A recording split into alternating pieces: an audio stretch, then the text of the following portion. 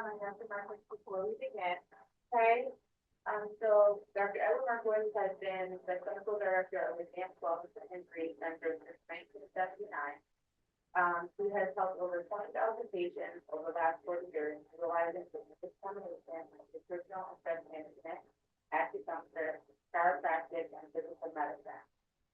Dr. Markowitz has been a member of the Dietary Hospital Spinal Surgery Committee and is certified wellness professional by the Foundation for Wellness Professionals. Has a diplomat in occupational healthcare and has completed a postdoctoral program in certification as a functional medicine practitioner. Dr. Markowitz is a current member of the Academy of Insight Aging Medicine, a member of the clinical faculty of the University of Bridgeport College, and is the president of Workwell Solutions, a corporate wellness council consulting company. Dr. Markowitz often counsels corporations on topics of ergonomics, prevention of work-related injuries, health and wellness. Dr. Markowitz lectures on natural solutions to stress management, pain management, female and male hormone problems, type 2 diabetes, anxiety and depression, digestive problems, sleep and energy problems, and permanent weight loss. So without further ado, here's Dr. Markowitz. Thank you.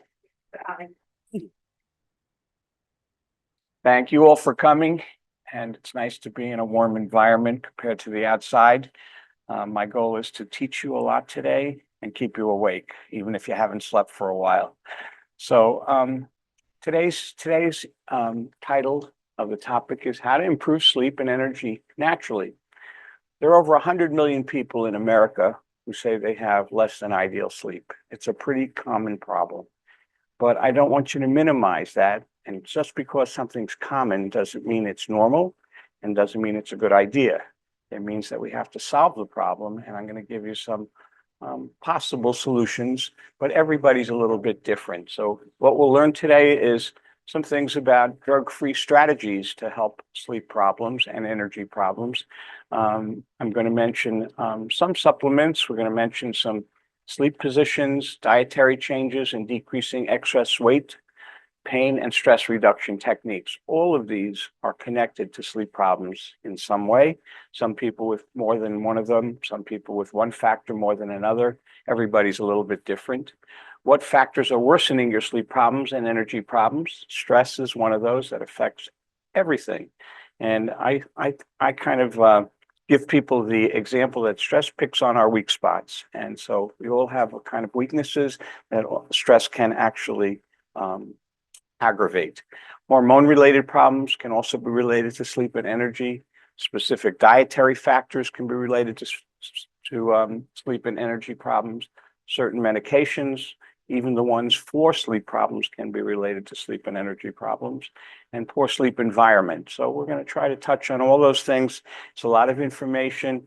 And at the end also, I give people some information about unique screening and testing options that we do to figure out what the cause of your sleep problem is, because that's what I'm going to talk about today, not covering up a problem, but really getting rid of the cause of it. And it can be sleep or energy or almost any health problems. The ideal thing is to get rid of the cause. You heard enough about me, so I'm going to skip this slide. What is functional medicine and how is it different from traditional medicine? I'm a certified functional medicine practitioner. It's half of my practice is helping people find natural solutions to their health problems. And traditional medicine treats disease. So in other words, they look for a condition, put a name on it. Functional medicine creates health, makes people healthier. And as a side effect of that, we get rid of many diseases or prevent them. So the side effects of functional medicine are health. The functional medicine approach is to identify and address the root cause of any disease or symptom. The body can heal and defend itself against all types of problems if the cause is removed while improving overall health and wellness. So that's the general philosophy of functional medicine. It doesn't really matter what condition we're talking about, that philosophy is the same. The mission statement of my office, I always read this to everybody because it's something that's been with me for over 25 years. Every staff member of my office contributed to it, and every word was very, very well thought out and carefully thought out. So I'm going to read it to you, and then I'm going to ask you a question about it. We're a unique multidisciplinary team of professionals dedicated to providing high-quality, effective treatment to reduce pain and suffering in a caring atmosphere. Our goal is to educate our patients, their families, and our community. That's part of the reason that I'm here, on how to sustain a lifetime of optimal health and wellness while limiting the need for drugs and surgery. So I always ask a question after I read this, and I always give a prize to anybody who answers it. So you can't give me a wrong answer. So what words in this statement are important to you? Anybody can answer. What's the most important part of that statement that's important to you? Limiting the need for surgery. Sounds good. I love that. The fact that you picked that. This is a little card that will help you measure how much stress you're under at sometimes. And it also gives you a little technique to decrease it. And the color of that little picture on there changes depending upon how your circulation is, and that's related to stress. So let's talk about limiting the need for drugs and surgery. So I didn't say eliminate, because drugs and surgery are necessary at times, but it's pretty amazing how often we're able to limit someone's need for drugs and surgery by making them healthier. I had a medical doctor who worked with me, and I've had several over the years. He was with me for a couple of years, and he graduated from Yale Medical School, a wonderful, wonderful education. He worked with 9 other internists before he came to my office. And one day he stopped me after working in our facility for a couple of years. He said, "Ed, I've been here a couple of years, and what I've noticed is that I prescribe 1/10 of," listen to this carefully, 1/10 of the medication that I used to prescribe when I worked with 9 other internists. Why do you think that was so? Any ideas? Why do you think all of a sudden, working in this environment, he was able to prescribe 1/10 of the medication for the same problems and get great results? Okay. That's right. Got rid of the cause of the problem instead of just prescribing medication that really tends to cover up the symptoms of a problem. And he learned that there were other things besides medication and surgery that helped. He knew very little about exercise, very little, took 4 hours of nutrition in all of his training as a medical doctor. He knew very little about stress reduction, didn't have any techniques to help people with stress. He knew very, very little about exercise and rehabilitation. So he learned some things that he didn't learn in medical school. In medical school, his training was to have a problem, a condition, we diagnose it, we prescribe something, or we do surgery for it. That was the training, that was the approach. So there are other approaches. And if people just go from one medical facility to another, I call it the medical merry-go-round. Have any ever felt like you're on a merry-go-round? You go from one specialist to another, you carry one part of your body to one doctor, another part of your body to another doctor, another part of your body to another doctor. And really, they're not communicating with each other well enough to put it all together.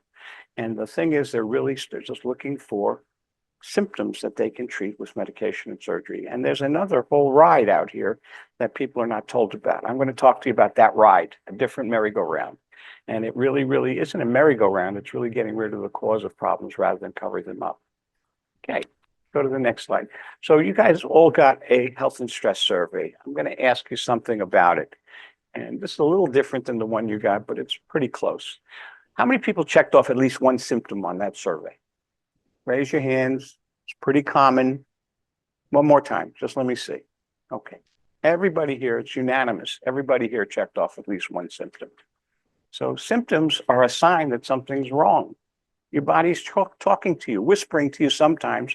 And if you don't listen to it, it gets loud enough so that you have to listen. So it's really a sign that something's wrong. So I'm going to talk to you about what you can do about when you hear some of these whispers. Anybody here check off, let's say, headaches as one of their symptoms, just out of curiosity? Anybody check off digestive problems as one of their symptoms? Okay. Do you take something when you have a digestive problem? No. Okay. Some people do. Some people do for headaches. And all I want you to realize, okay, how many people take something for a sleep problem? Okay. So I'm going to tell you that some of the things that are given to patients or they take on their own, like Ambien and Lunesta, or they might try Tylenol PM or NyQuil, or they might try red wine or vodka or they might try any of these things on their own. Don't get rid of the cause of the problem. The problem is not because you have a deficiency of Ambien or Lunesta or red wine or vodka or any of the things that you're trying to get rid of your sleep problems or to suppress them. It's not getting rid of the cause. That's what you have to think about. I'm going to talk to you about some of the causes for sleep problems. And if you get rid of those, your individual causes, all of a sudden the sleep problems disappear. Did you have any of the symptoms listed? Everybody here had at least one. If you have had any of these symptoms in the past 6 months, you have a problem you should be concerned about. Don't ignore it. Your body's talking to you. It's never normal to have a symptom. A symptom is your body's way of communicating to you that something's not right and needs to be checked. It's really like the dashboard on a car. Things are lighting up, and you're either paying attention to that or you're ignoring it. So this is a little picture of a speedometer, let's say. Would you check your car if the engine light went on? Symptoms are a warning that something is wrong. There's no such thing as a normal symptom. You check your car to make sure it didn't get worse. Your body deserves the same attention. So imagine if the engine light in your car went on and you took it to the mechanic and the mechanic said, I can fix that. And what he does is he turns off the light and he sends you on your way. And you go home and, oh, must have fixed it. And all of a sudden, the same problem that you had is back again. Light lights up again, and you take it back, and he says, okay, I can fix it. He turns the light off again. And then you keep going through this routine of not getting rid of the cause of the problem. It's pretty similar when we take medications to cover up symptoms. Either the medication stops working and you need a different medication or a stronger one, or basically it doesn't work, or it causes other problems. And if you don't get rid of the cause, what would happen to your car if you kept having an engine light that should be on and it's not on anymore? What would happen? It would break down. Things would get worse. It's what happens with our bodies. It's not that crazy. It's really logical. So what I'm going to talk to you about today has to make sense to you. If you say, oh boy, he doesn't know what he's talking about. It doesn't make any sense at all. I'm going to really try and make sense to you so that you may want to try something different. Today, you have two choices regarding your health. You can do the same things that you're currently doing, getting the same results, or you can try something new, do something different, and get a different result. The choice is yours. Does anybody know what the definition of insanity is? Most people. Doing the same thing over and over and expecting a different result. That's right. And so what you have to think about is, am I doing the same thing over and over again and expecting a different result? You've got to do something different in order to get a different result. Insanity is keep banging your head against the wall and expecting it not to hurt. That doesn't work. You have to do something different in order to get a different result. So you have a choice. Today, I'm going to give you some choices, and it's up to you whether you want to do something different or not. So today, if I could show you how to feel better, let's say have better sleep, be healthier overall, doing something natural, doing something affordable, would you do it? Raise your hand if you would. If I can show you some things like that today. So it sounds like there's nobody who's really insane here. And I think that I just want what's that? Okay, well, I'm not making a diagnosis, but I want you to all I ask for is an open mind, and you decide. You decide if it's making sense to you and it makes sense for you to do something different. Okay, how to tell if you're getting restful sleep or not. What is restful sleep? Restful sleep is a type of sleep that is refreshing, leaves you feeling alert and energetic the next day. Non-restful sleep is if you have to have 3 cups of coffee before you can talk to somebody in the morning, or you really have to hit the snooze alarm 6 times, or you just don't feel like you had a good night's sleep. You're really supposed to have a good night's sleep on a regular basis.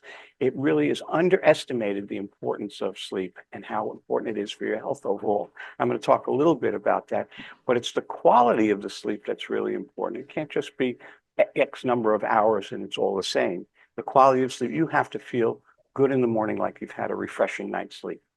Signs and symptoms of poor sleep. There are many signs and symptoms of someone who's not getting restful sleep. Fatigue is one of them. That's why I put sleep and energy together, because they're connected. Fatigue, daytime sleepiness, difficulty concentrating. A poor night's sleep has the effect of several drinks, almost like alcohol on your body. Your focus isn't as good. Your ability to concentrate isn't as good. Your ability to, they even did a test on sharpshooters, people who were trained to be in the military to be sharpshooters, and they kept decreasing their sleep. And they noticed when they decreased their sleep about 50%, they were about 50% as accurate as they were when they had a good night's sleep. That's how it affects you. It's almost like being partially drunk to some extent. So you're functioning on less than optimum whenever you don't get good sleep. It can affect irritability. It can make you more irritable. It can affect your performance at work or at school or with your families. So it has a tremendous mental effect also. And I'll talk a little bit about why that's the case. Okay. Let me ask you this question. Is anybody here who wants to age faster? Think about it. Think about it. Anybody? Good. Smart class. So I don't think anybody really wants to age faster. We want to age slower, if anything, and healthier too. You know, it's not even the number of years that we get to, it's how we get to those years. If we're not healthy at the end of our years, you don't even want to be around anymore. You don't want to be in a nursing home in a wheelchair, in a hospital bed, or suffering in pain, or on dialysis, or any of those things. So a healthy lifespan is the goal, as long as possible. And so you'd want to age slower. Think about that. One way to age faster, what do you think the answer to this is? Ignore a sleep problem. You age faster because of that. If you keep ignoring a sleep problem or not getting rid of the cause of the sleep problem and just covering it up, you age faster. Because at night, our body does certain things. It actually cleans up the waste that occurs in our brains. It has us almost like the cleaning crew comes in, or the car wash crew comes in and washes the cells and the nerve endings and all of the things that are waste products as out of your body. And some of those are connected to some pretty severe illnesses, even Alzheimer's and dementia. So if you're not getting, and there's an increased risk of Alzheimer's and dementia for people who have chronic sleep problems. There's no doubt about it. People who have increased risk of Alzheimer's and dementia are people tend to have a tendency to have sleep problems. Okay.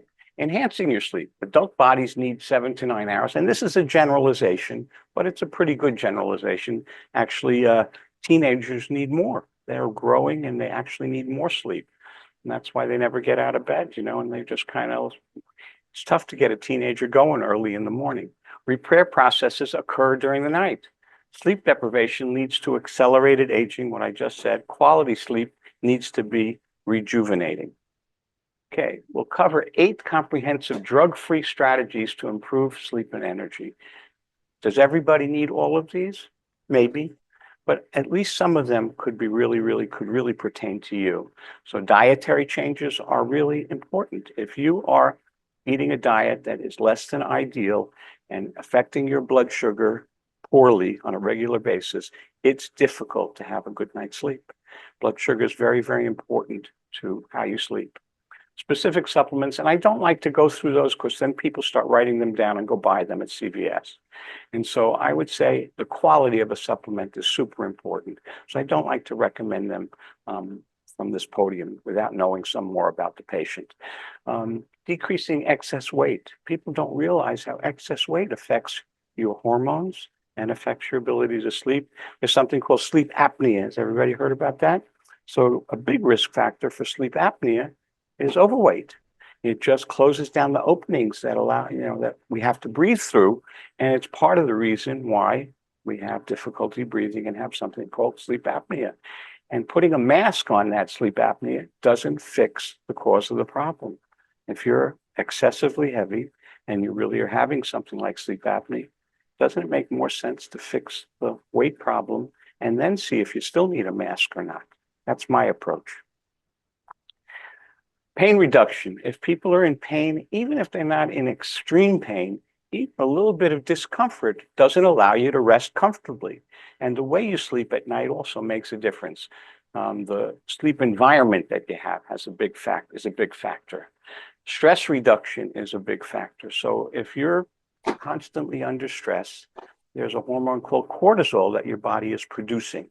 And cortisol is what controls your wakefulness and your sleepiness.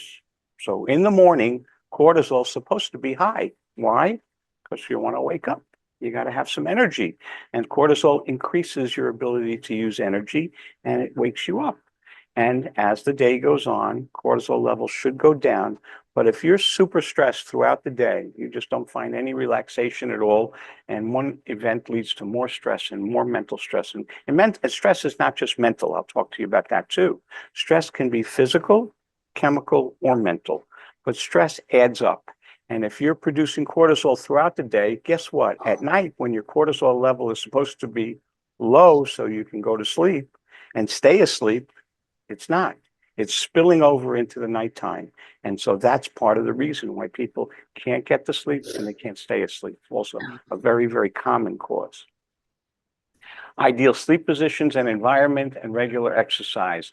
These are all things that I'm going to touch on. What we're also going to cover is why most approaches to fatigue and sleep fall short and will never help you solve your issues. Why getting to the root of the problems is the key and how to just do that. And simple drug-free evidence-based strategies for correcting your sleep, energy problems, and restoring your health. So we'll touch on all of that. Overlooked causes of sleep problems. Lack of sunlight. People who stay indoors all day long or only walk around when it's kind of, gloomy outside, and they always wear sunglasses and they really don't have enough exposure to the sun, are not turning on the mechanism in our brain that actually controls the rhythm of our body. So our body's supposed to wake up in the morning when the sunlight comes up, and we're supposed to go to bed at night when the sunlight goes down. And you need to expose yourself to some sunlight, ideally every day. And the morning is probably the best time to do it.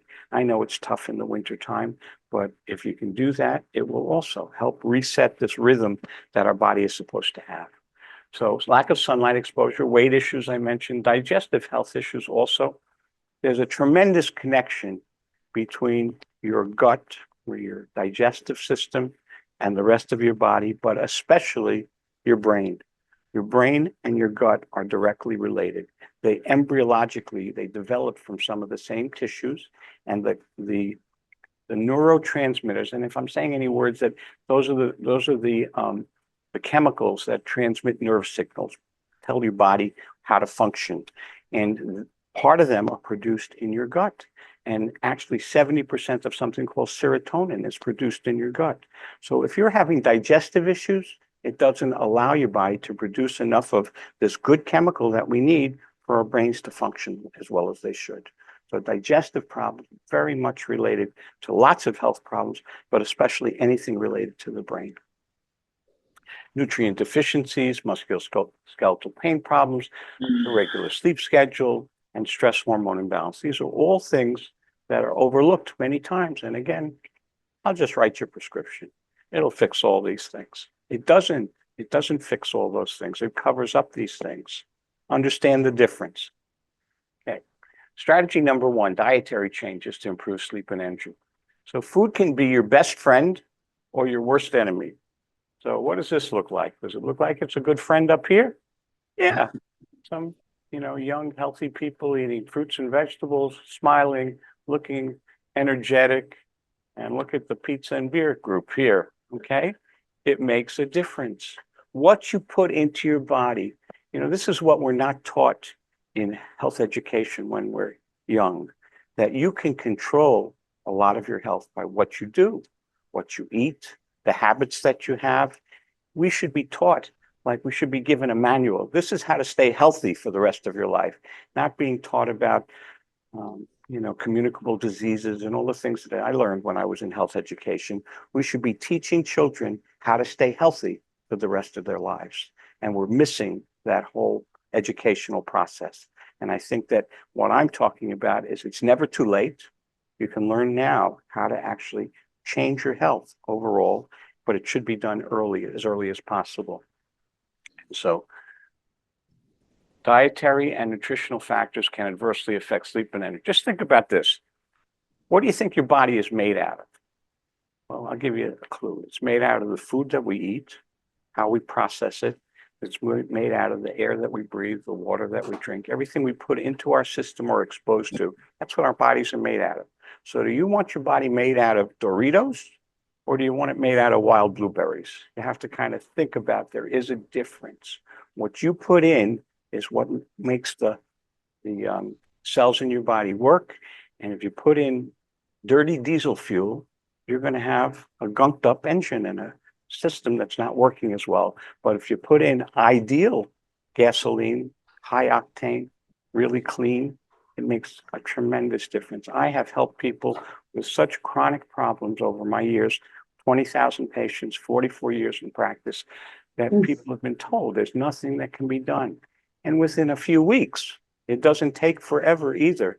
They notice a change in their energy, their sleep, even their skin sometimes, by just making a few changes in their diet and a few habits that they have. So it's never too late, and it really is amazing how quickly it can happen. Improved diet and nutrition. So the American diet, I call it the SAD diet. The standard American diet, that's what it stands for. The SAD diet is too high in calories, saturated fat, sodium, added sugars, doesn't have enough fruits, vegetables, whole grains, calcium, fiber. Such a diet contributes to some of the leading causes of death and increases the risk of numerous diseases. Heart disease, diabetes, obesity, high blood pressure, stroke, osteoporosis, sleep problems, cancers. Are we really solving these problems with all the billions that we're spending? What do you think? Almost all of them are on the rise. We're living shorter lifespan also with more health problems. And we're spending more money than any other country in the world by a long shot. So don't look for current traditional practice to make you healthier. It'll cover up some symptoms temporarily, but it's not going to make you healthier, and it's not going to prevent all of these things, because the treatment for all of these things is to control them, not to cure them. Why do you think drug companies want to control disease instead of cure them? It's an economic thing. I mean, I hate to say it, but it's true. And I've had numerous patients who worked for pharmaceutical companies. I've had pharmacists in my audience. And a pharmacist once came up to me at the in the middle of my talk, and she listened to what I was saying about medications and how to approach health in a different way. And she just said, I really agree with what you're saying. I've been a pharmacist for 25 years. And she said, you know how many medications I take? That's what she asked me out of nowhere. And I said, no, how many do you take? And she went like this, 0. It doesn't mean she didn't need them, but she limited her need for them. And she respectfully used them. In other words, it's not something that was her first choice. It was perhaps her last choice after trying every other thing. So it's possible to live your life with a minimal need for medication and surgery if you do the right things. This is something that most people aren't aware of, and it's the underlying cause of almost all of our health problems. And this article was written for Time magazine, I think about 25 years ago. It's called The Silent Killer, and what it says is the surprising link between inflammation and heart attacks, cancer, Alzheimer's, and other diseases, and what you can do to fight it. And this is just a general picture of foods that cause inflammation and foods that fight inflammation. Most people don't even know what inflammation is. Inflammation is, we know of it as if you get a sore throat, okay? Your throat gets red, it gets warm, it gets swollen, and it gets painful. Those are the four signs of obvious inflammation. But there's low-level inflammation that we're causing on our bodies on a regular basis. How? By what we expose ourselves to. What we eat causes inflammation. So some of the things that cause inflammation, number one is sugars. Anything made with sugar. And I know people love it and are addicted to it, and that's exactly what the food industry wants. They want you addicted to it. And so packaged snacks, processed meats, processed cheeses, sugary drinks, fried foods, cooking oils, all cause inflammation. And it doesn't necessarily cause all of those 4 things: heat, pain, redness, swelling. It causes low-level inflammation over a lifetime that causes chronic illness. That's what we're suffering from now. That's what our country, and really most of the world now, because America has exported our inflammation to the rest of the world.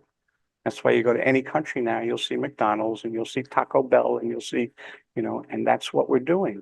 We're making the rest of the world as sick as we are. They weren't like that a while ago. Okay, food sensitivities. This is a subject that I'm very familiar with. Lots of people aren't. That even some good foods you can be sensitive to them. And sometimes it takes a little investigating, detective work to say, oh, you eat this, you don't feel as good as you did before you ate that. Or sometimes you have to do a blood test to see if that's really the cause of the problem. And it can be some foods that we consider pretty good foods, but most of the time it's the not so good foods that people are sensitive to. And I'll tell you a little bit about the most common problems. What should I eat? Is everybody here confused about what to eat? Really? I mean, you see first of all, if you believe what's on television, you're in trouble. They only want to sell you something. That's all they really want to do. They just want to sell you something. And if you buy it, they're happy. They don't care about your health. They care about selling you something. And the packaging of the material, if you walk up and down the aisles in a supermarket, if you read what's on the packaging, it's all meant to sell you something. Low fat, gluten-free, high nutrient density. It's all meant to sell you something. And so most of the time, the healthiest foods, if you want to get simple about it, are what I call real foods. We were designed to eat real foods hundreds of thousands of years ago. Real foods means things that you can hunt and things that you can gather. Every time you get away from that, you're not eating real food, and it has a negative effect on your body. I'm not saying you have to be perfect, but some people, if they want to recover from something, they have to be pretty perfect for a while till they see that they can actually improve. So hunting and gathering, have you ever heard that term before? It's when we were living in caves, and all we had to do was worry about getting some food. We'd go into the cave, and then we were hungry. We'd come out of the cave, we'd make sure we didn't get killed by a lion or a tiger or whatever, and we'd hunt something, or we gathered something, and we'd run back to the cave. And so we had a little temporary stress of running around trying to get food, and then we go back in the cave and we were safe again for a while. So stress is different now than it was a long time ago. Stress is long-term, chronic. Anybody feel like every day there's some stress? I mean, I do. So it's different. The news is stressful. Computers are stressful. Phones are stressful. Relationships are stressful. Everything is stressful. And we have to try and balance it out with some good things. If you don't balance it out, that's when you get sick also and have symptoms like sleep problems and energy problems. So sometimes you have to at least have an idea of what's healthy and what's not. And don't believe what you hear on TV. It's just not there for health reasons. Stress reduction techniques. Has anybody ever done anything called diaphragmatic breathing? Ever hear of it? You want to learn how to do it? Right here. Oh, that's exactly right. You get a prize. Really, here. This is a little something to take noise away at night. Some earplugs. And so the environment that you sleep in, I'll talk about that too, is really important also. So everybody put your hand on your belly. Okay, this is very simple. Okay, but it's life rejuvenating. It's what babies do without thinking about it, and it's what we stop doing because we're so tightened up that we don't even get a deep breath into our bodies anymore. So I'm going to do it. You just watch. Okay, I'm going to breathe in through my nose. Watch what happens to my belly. What happened? It got bigger. Okay, so I'm using my diaphragm. It's going down and making my belly bigger. It's not like the air is going into my belly. It's just sucking down so hard that it's exercising a nerve called the vagus nerve that goes from your diaphragm to your brain, and it's making you produce a good chemical called serotonin that makes you happier and feel better. And it's part of the reason why antidepressants work, because it's kind of like has an effect on serotonin. Okay, so take a deep breath in, breathe in through your nose. Okay, so most people, when they breathe in, their chest goes up. Okay, so try to do it in a mirror so that you isolate, that your belly gets bigger. Hold it for a count of one, and then blow all the way out so that your belly gets smaller.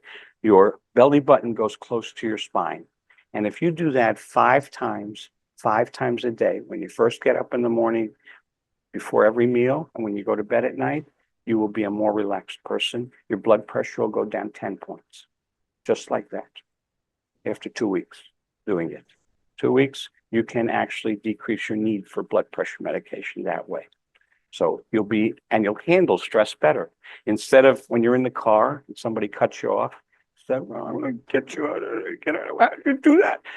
You just take a few breaths and you say, okay, that's the way to handle it.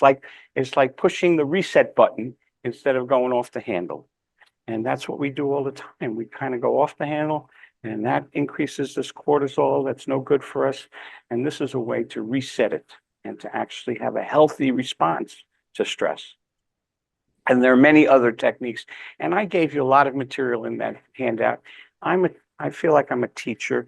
I wanted to give you like a little virtual tour of things that I use in my office. Doesn't mean that you're going to be able to use them all just by looking at them. You need somebody to help guide you, a coach, somebody to talk to you about what's important, what's not. But I wanted to give you a little sampler, like a menu a little bit. So stress worsens sleep problems and energy. Mental, chemical, and physical stress are the major categories of stress. So mental stress, most people know. That's the way they think about stress. What could be chemical or nutritional stress? What are samples of that? What else? Sounds like you got a whole list. Okay. What else? Anybody? Yeah, chemicals, cigarettes, the dyes and the things that are made in preservatives that are put into foods, even the things that we put on our bodies, some of the chemicals that are like personal care products, they add up. I'm not saying that they're, going to kill you right away, but it all adds up. You want to kind of limit the more unnatural products, the things that aren't hunted or gathered as much as you possibly can. And you'll be amazed at how much better you could feel and even look also. What could be physically stressful? An injury, right? Pain, absolutely. So physical stress is really important. You can't ignore that too, and they add up. They're cumulative. Okay. Common symptoms of stress. Well, one is sleep problems. You have more stress, your body says, hey, your cortisol level's high at night, you're not going to be able to sleep. You'll have headaches, you'll have fatigue, you'll have weight gain, you'll have mood swings, you can have allergies and sinus problems, digestive problems, and pain. So instead of treating every one of those things with a different medication, my approach is get rid of the cause of the stress, get rid of the harmful effects of the stress, and many of those things go away. Many of them, if not all. So that's what's possible. Increased stress requires increased healthy habits to reduce the harmful effects of stress. So when people are under more stress, what do? They usually do healthy things? No, they drink more, they eat more, they worry more, they sleep less, they do all the bad things. So their stress effect gets worse. If you balance it like a balance, if the more healthy things you do, the effects of stress go down. More unhealthy things you do, the effects of stress go up. I'm teaching you the keys to health today. No charge. So I just think it's really, really important to give you an education about how you can take care of yourself. Strategy number 3, pain reduction. So you mentioned it. Pain is really, really important thing to get rid of, and it stops people from feeling as good as they can or doing exercise regularly. So to help with sleep problems and energy, reduce or eliminate pain through drug-free physical treatment. So was it a good idea to give people who had chronic pain narcotics? Was that a good idea? Opioids? You know how many people died from that and still are? 60,000 a year. And it was the approach. It was the medical approach. Let's give people opioids. They're in pain. And people became addicted and abused it and died from it. And so it was covering up the symptom instead of getting rid of the cause. And it had unbelievably negative side effects. Some of the things that we do in our office, and you can look through my handout there. I'm not going to go through these, but posture is really important. If you are doing things with poor posture on a daily basis, sitting poorly, standing poorly, sleeping poorly, it wears you down. You actually cause increased wear and tear in your body. So as people get older, do they age like this? Or do they age this way? Or how do we age? This way. Yeah, and if you age quickly that way, all of a sudden you need a cane on one side, or you need a walker, or you need a wheelchair eventually. So you want to slow down that aging process by having the best posture possible, and it doesn't happen by accident. And it's something that I measure on every patient that comes into my office. And if they want help with that, I give them a plan to improve their posture, because it doesn't change without that. It will get worse. It won't get better. Sleeping posture. How many people sleep on their back? Raise your hand, just curious. How many people sleep on your sides? How many people don't sleep? How many people sleep on their stomachs? Okay, so stomach is least desirable. Not sleeping, well, not sleeping is the worst. So I would say, but side or back, and there's a good way to sleep on your side or on your back, and the right pillow can make a big difference too. And after I do a posture picture of somebody, if I see that they need a pillow, I will recommend that and give them a pillow that was better than what you can buy. And there's a money back guarantee. I don't want to make money on pillows. I want you to notice a difference. It's hard to find a good pillow for everybody. The pillow that I have has 4 different ways that you can sleep on it. I have a flat pillow. That's the only kind of pillow I want. You know, and that's not bad. That's better than you sleep on your stomach. Side, stomach sometimes. Okay, everybody's a little different. And so, you know, if you're on your side, the ideal is to have a pillow that kind of keeps you lined up this way. If you sleep on your stomach, you don't want to be turned all night long, because it really, you think about walking around like this all day long and see how you feel. Yeah. And that's what you're doing at night. So it's not the ideal. It's hard to change. I'm not saying that it's easy, but flatter is better than a big pillow that pushes you forward. That's the worst thing. So lots of people sleep this way. Why is that the worst thing? Is because we're supposed to have a curve in our neck naturally. And if you've got something that's pushing you forward, you're going exactly the way nature intended you to go. Okay. So you're pushing yourself forward all day long, all night long. Okay. I do acupuncture. I do acupuncture with needles, and I do it with electricity also. And my electrical acupuncture is totally painless and has tremendous effects on the body. And it can make people relax. It can make people give up addictions. It can make people have digestive discomfort removed, and it can help with insomnia also. And it doesn't take very long either. Very, very, very effective and very, very pain-free. So it's part of my training. Weight. Weight is connected to everything, no offense.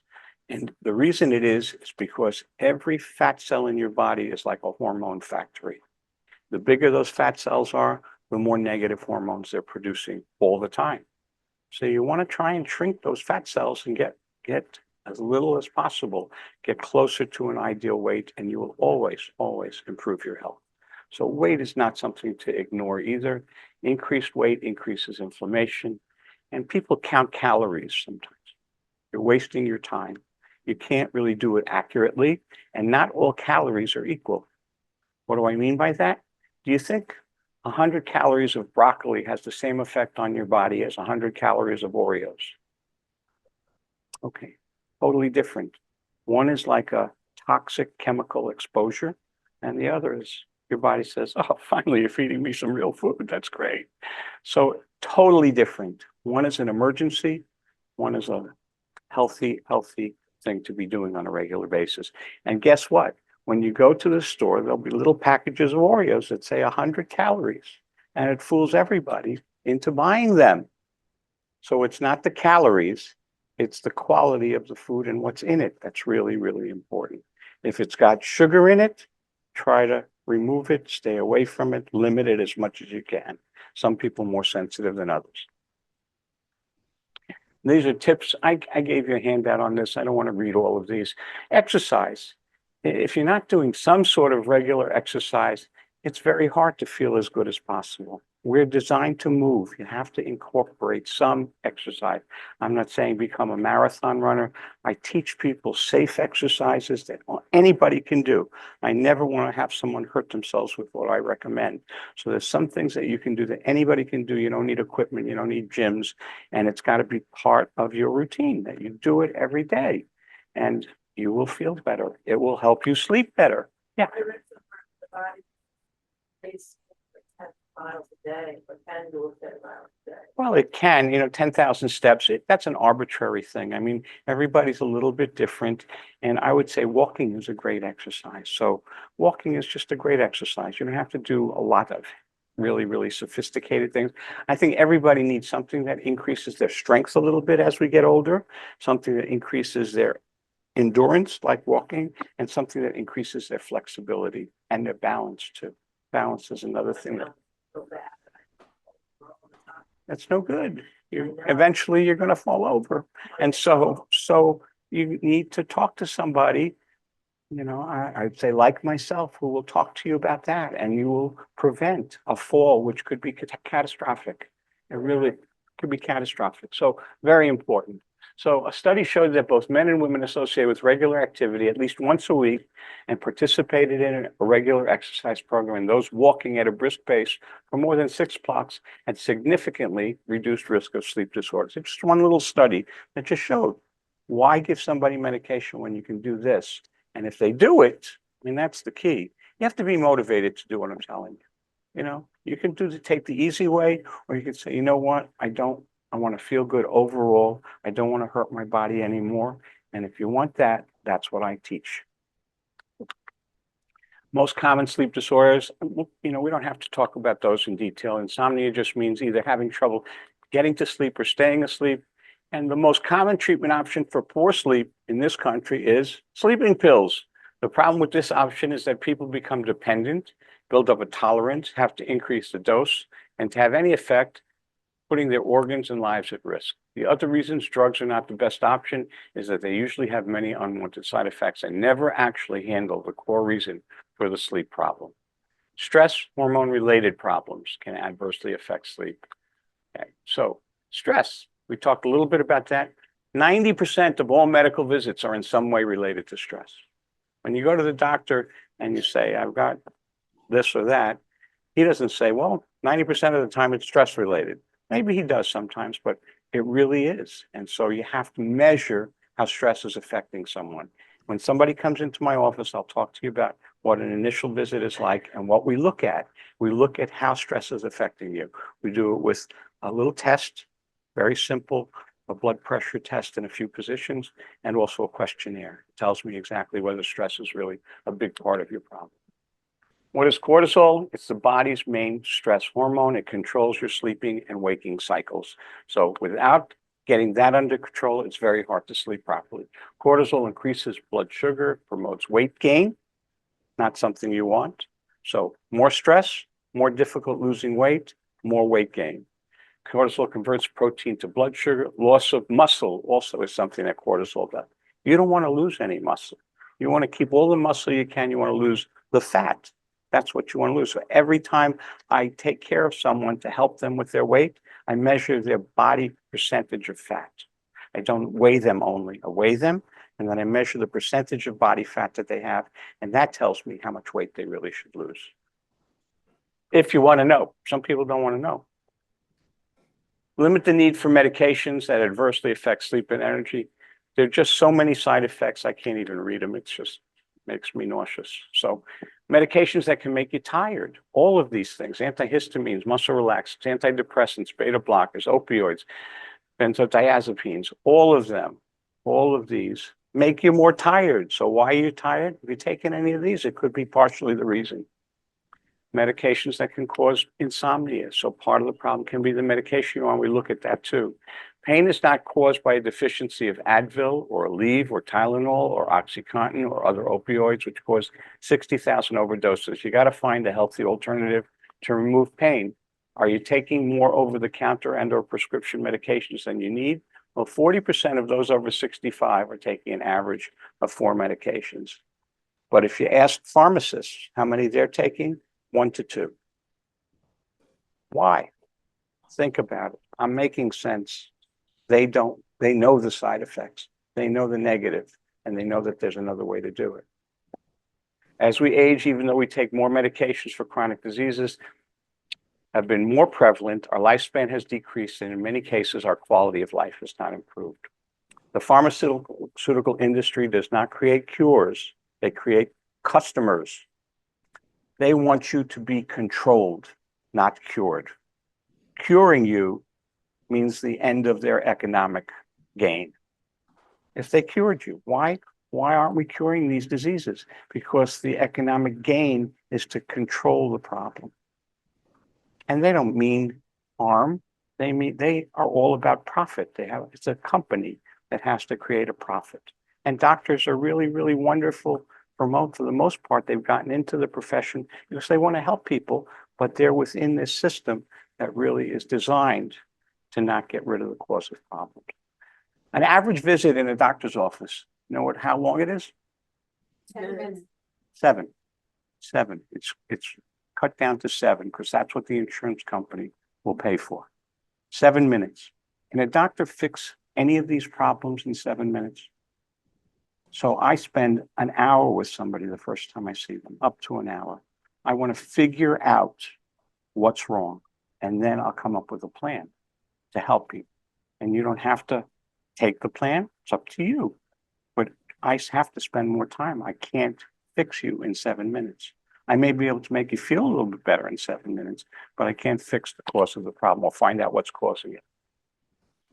Pharmaceutical industry is the #1 political lobbyist on TV. Didn't you notice that? Watch the news. Every other commercial is pharmaceutical industry commercial. I know that 25 years ago when I was looking at this, that there were no ads on TV for pharmaceuticals. Does anybody remember that? There were no ads. They were illegal. You could only find out about a medicine either from a pharmaceutical agent that came to your office as someone who's selling it or teaching the doctor about it, or in a journal. You couldn't find out about it otherwise. And then the pharmaceutical industry said, "Oh, we got an idea. We're going to lobby the people. We're going to talk to them about how good this stuff is and how they're dancing and there's sunshine and everything makes you feel better." And that's what they found that was the greatest thing to their industry, is putting advertising directly to the population on TV. So and they whisper those. They don't even tell you those loud. So just I'm trying to make you educated consumers. Even a little bit more educated would be great. Okay, screening and testing options. So the test I was talking about, you could look at this pamphlet when you're home, and I will talk to you about it a little bit. But what it does is it tests for adrenal gland function, stress and adrenal gland function. It's called functional hypoadrenia. When you're under stress, your adrenal gland gets tired. It's the gland that produces cortisol, and the test for it is your blood pressure drops down when you stand up. So if any of you get lightheaded when you stand up quickly or bend over quickly, then that's a sign of it. Another test for it is you are sensitive to light. Why are you sensitive to light? Because cortisol controls and adrenaline actually controls the way your pupil constricts when there's a bright light. It has to get smaller. And so what I do is shine a bright light in somebody's eye and I watch and see if it stays smaller. If it doesn't, it kind of opens and closes. You're also weak in the adrenal gland function, and stress is part of your problem, no matter what the symptom is. This is what we do. And then there's another test that's a little bit more sophisticated. If we don't find the problem simply, there's a test called the stress metabolic profile. And it's an at-home saliva test. It measures chemical messenger production throughout an entire day. It measures your daily rhythm. It's superior to blood tests. Why didn't my doctor tell me about this? Why? Well, short answer is it's not part of their training. They don't really want to know about it because it's not a disease. It's just something that we can actually have. We can't have medication for it. So why? Because most are trained to prescribe medication, and this approach requires more than that, finding out what the cause is and giving you some natural solutions. If we're going to help you, we're going to have to do something different. What's a rhythm imbalance problem? Your body has a natural rhythm of chemical messengers. I won't go into this too much in detail either. It's a little bit too much detail for right now.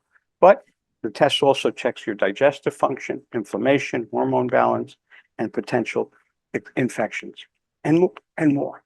But ultimately, all of the markers we look at are a means to assess the communication between your brain and your body. Why are so many good approaches failures? Because they're incomplete, like a puzzle that has one missing piece.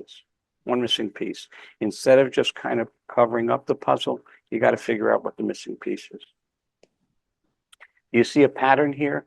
All of the things that are up in the trees here, up in the leaves, those are all symptoms. You know where the problems really start? And These doctors spend their time up here, but the problem is really when really they should be focusing down here, the root cause. The root cause of all of these things. When you find that out, it helps all of those things. Okay, our goal is, it's my goal personally. It's not to convince you of anything. I don't want to convince you. I want you to convince yourself that this makes sense. And if you don't want to do anything about it, I understand. I think that at least it's worth finding out more about. And I would be glad to give you that opportunity. So we give everybody here a gift, and also anybody in your family, somebody you know who's having some health problems and they don't know what to do about them, I give you another health pass for them so they could come in and have the same evaluation that you're going to get offered at no charge. And it's just, the thing is, education alone is powerful, but not as powerful as education with action. So if you just sat here and you listened to me, and it went here, and it went right out here, and it didn't stop in here, and you don't do anything different, then guess what? You're going to get the same results. But you can have a chance to do something significantly different for your health, maybe for the health of your family or the people that you know. I'm talking about something you're not going to hear on television. You probably won't hear it from another doctor very easily. And so I think you have an opportunity. And so we do a lot of different things. And I'm going to tell you one testimonial, just an example.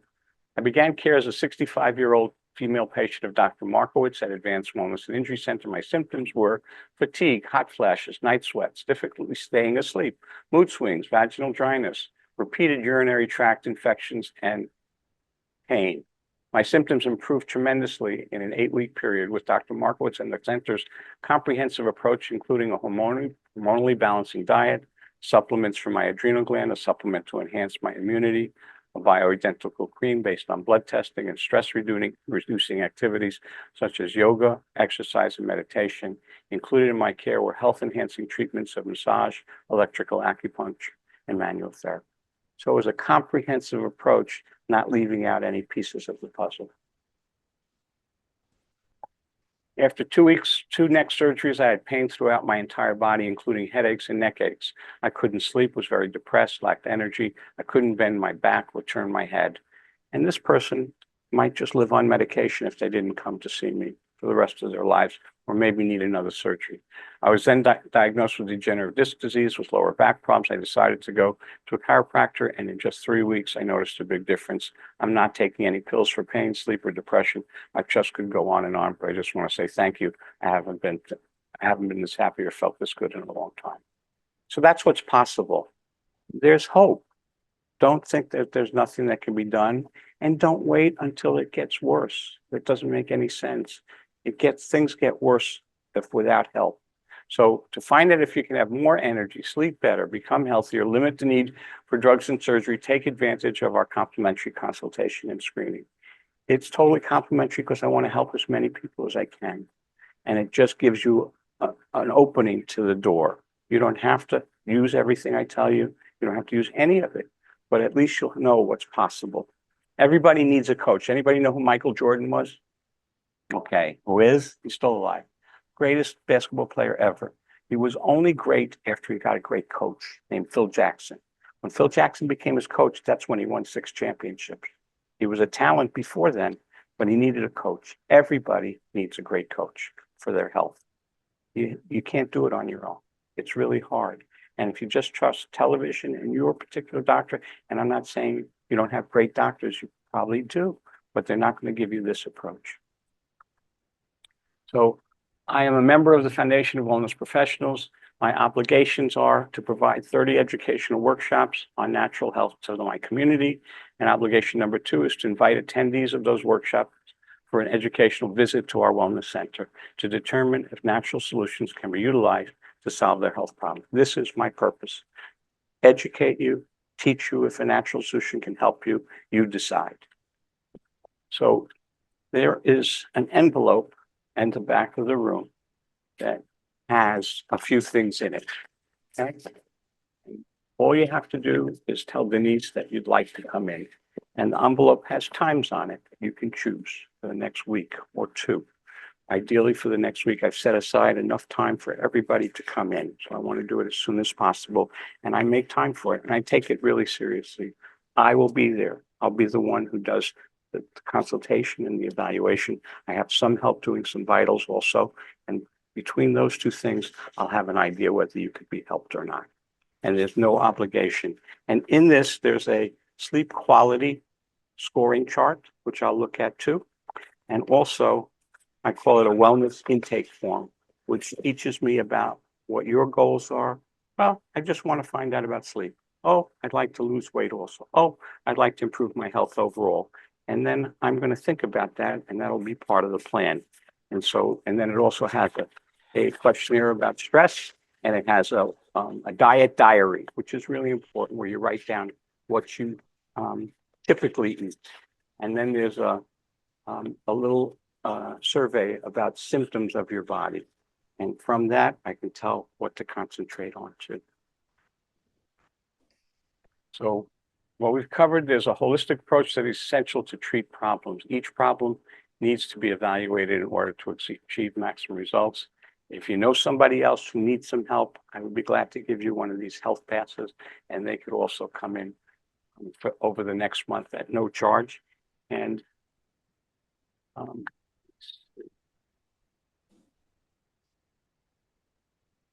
apologize. I think that's the end of our talk, but I wanted to say something to the Zoom people, and then I just want to thank you for being here. So to the Zoom people, if you'd like to come in, the number to my office is 203-798. Well, guess why? Because I deal with wellness. And so if you call that number, 203-798, well, we will set up a time for you to come in for a free visit. Also, you're all invited to do that. And we have all of the literature that we handed out to everybody here live is going to be at the reference desk. And you could ask for Danny, and he'll give you one of those packages also. So thank you for being here. I will hang out if anybody wants to ask me any kind of questions. I'll be here personally to talk to you. And I would suggest that you have a great opportunity to really open a door to your health if you take it. So thank you.